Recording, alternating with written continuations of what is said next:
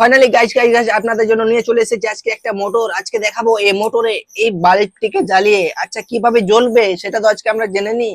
এটাকে লাগাতে হবে দুই পিনে, লাগালেই জ্বলবে। আচ্ছা এমন নাকি? হ্যাঁ হ্যাঁ জ্বলবে, দেখুন দেখুন দেখুন, তাড়াতাড়ি দেখুন গাইস। এবার আপনাদেরকে আমি জ্বালিয়ে দেখাবো কি জ্বলবে কিনা।